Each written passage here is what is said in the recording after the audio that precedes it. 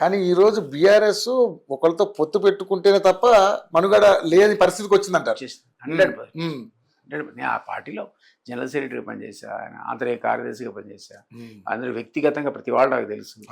నాకు చాలా మంది మాట్లాడుతున్నారు ఆ పార్టీలో, వాళ్ళు ఆల్రెడీ చెప్తున్నారు, సార్ దారుణంగా పడిపోయినా ఇట్లా అనుకోలేదు. సార్ మనం నిజంగా చూసుకుంటే ఇప్పుడు మొన్న ఎవరో ఈటల రాజేంద్ర గారు కూడా ఒక ముఖ్యమంత్రిని పట్టుకుని అలా మాట్లాడడం అనేది కొంచెం బాగా హాట్ టాపిక్ అయింది. సో దాన్ని ఏ విధంగా చూస్తారు? ఎందుకంటే సరే ముఖ్యమంత్రి ఆయన పని ఆయన చేసుకుంటూ వెళ్తున్నాడు, సరే ఆయన కొంతమంది సహకరించవచ్చు, సహకరించకపోవచ్చు.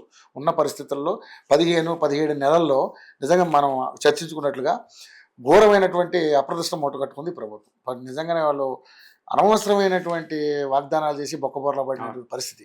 ఇప్పుడు వాళ్ళు అడుగుతుంటే కూడా వాళ్ళ దగ్గర ఎవరి దగ్గర సమాధానాలు లేవు. రాష్ట్రంలో డబ్బులు లేవని సాక్షాత్తు ముఖ్యమంత్రే నా దగ్గర చేతిలో నా సంపూతినుండ్రి అంటుండు. ఏం చేద్దాం సార్ దీన్ని? ఏ విధంగా ముఖ్యమంత్రి అనేవాడు ఆ మాట అనకూడదు. నెంబర్ 1 ఉద్యోగస్తుల గురించి అనే కామెంట్స్ చాలా దారుణం. 2% ఉండండి, 3% ఉండండి. ఉద్యోగులని ఈ పథకాలు తీసుకెళ్ళి ఎగ్జిక్యూట్ చేసేవాళ్ళు కదా. నువ్వు వాడికి పెన్షన్ ఇయ్యను, వాడికి డిఏలు అంటే వాడు ఎట్లా పనిచేస్తాడు పాపం? వాడు బతికే జీతం మీద. నీ మంత్రులన్నా అవినీతి వీళ్ళు పాపం జీతాల మీద పోతారు. 5 డిఏలు నువ్వు పెండింగ్ పెడతా, 1 డిఏ ఇచ్చి 4 ఇవ్వనంటే వాడు ఎట్లా చూస్తాడు? ఆ ఉద్యోగస్తుతో నువ్వు ఏం చేయాలో చెప్పండి, నన్ను కోసుకొని తినండి అంటే అది ఎట్లా కరెక్ట్ అవుతుంది? అతను చాలా అది ఏమంటారంటే మీనింగ్లెస్ మాటలు. అసలు అట్లాంటి మాటలు సీఎం అనేవాడు మాట్లాడకూడదు. నిజంగా కూడా డబ్బులు లేకపోయినా నువ్వు చెప్పకూడదు.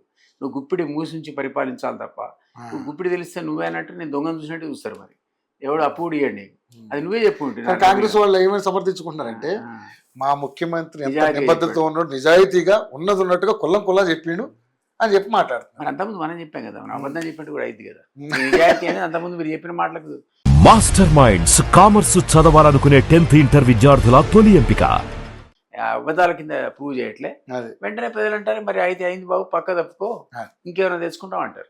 నీకంటే బెటర్ మ్యాన్ తెచ్చుకుంటావు అంటారు. అంతే కదా. నీకు చేతగానం నేను పరిపాలించలేని నేను చెప్పినాక బెటర్ పర్సన్ తెచ్చుకోవాల్సి వస్తుంది కానీ. సో ఇది ఈ విషయంలో. ఇంకోటి అక్కడ బీజేపీ గవర్నమెంట్ ఉంది. అట్లీస్ట్ ఆంధ్రాలో ఉన్న అది అలైస్ కాబట్టి అదనపు ఫండ్స్ కానీ ఎమర్జెన్సీ వస్తే ఆదుకునే పరిస్థితి కానీ ఇక్కడ లేనే లేదా. ఈ బడ్జెట్ ప్రవేశపెట్టి 2 సార్లు కూడా 1,32,1,32,00,000 లోన్స్ అని అడిగితే, సహాయం అడిగితే ₹1 కూడా ఇవ్వలేదని మొన్న 3 నెలల కింద సీఎం స్టేట్మెంట్. మరి ఎట్లా నడుస్తుంది మీకు? ఒకటేమో మీ సర్కారు కాదు, ఇంకోటి మీకు వాళ్ళు అనుకూలంగా లేరు. దానివల్ల నువ్వు అట్లా మాట్లాడితే సరే సీరియస్ క్రైసిస్లోకి రాష్ట్ర ప్రభుత్వం ఈరోజు నెట్టివేయబడదు. ఉద్యోగస్తులు నేను నిన్న మొన్న ఇంటర్వ్యూ కూడా విన్నవాడు. రిటైర్డ్ ఉద్యోగస్తుల సంఘాలు స్వామి గౌడు, విఠలు, వీళ్ళంతా కలిసి కూర్చొని శ్రీనివాస్ గౌడు, రవీందర్ రెడ్డి, దేవి ప్రసాద్ వీళ్ళ స్టేట్మెంట్ చూసారు. వాళ్ళు చాలా బాధాకరంగా మాట్లాడారు. అది ఇదేంటి మా మీద ఎడితే ఎట్లా, నీ చేతగాంతనాన్ని మా మీద రుద్దుతున్నావు అని అడిగారు వాడు. అంటే నీ చేతగాంతరే కదా. సో దాన్ని మా మీద ఉండడం కరెక్ట్ కాదు. తప్పించుకునే కార్యక్రమం చేస్తుంది ప్రభుత్వం. ఉద్యోగులైన వాళ్ళు వాళ్ళ అవసరాలు వాళ్ళు అడుగుతారు.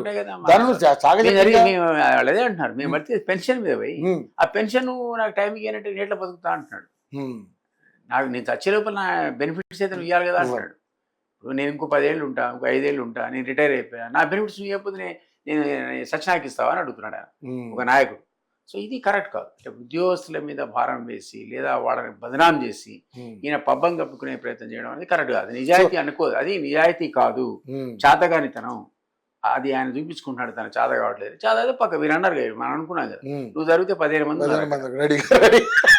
లైన్ ఉన్నారు అక్కడైతే. నిజంగా ఎవరికి వస్తుందో వాళ్ళు కూడా వెయిట్ చేస్తా ఉన్నారు, ఎప్పుడు పోతాడని చూస్తున్నారు. నిజంగానే పాపం ఆయనకి సహకరించకపోగా ఎప్పుడు పోతాడా, ఎప్పుడు దించేస్తే బాగుండదు చూసుకోవాలి. సో అవన్నీ వాళ్ళు తెలుసుకోవాలి. ఓకే. మాస్టర్ మైండ్స్ కామర్స్ చదవాలనుకునే 10th ఇంటర్ విద్యార్థుల తొలి ఎంపిక.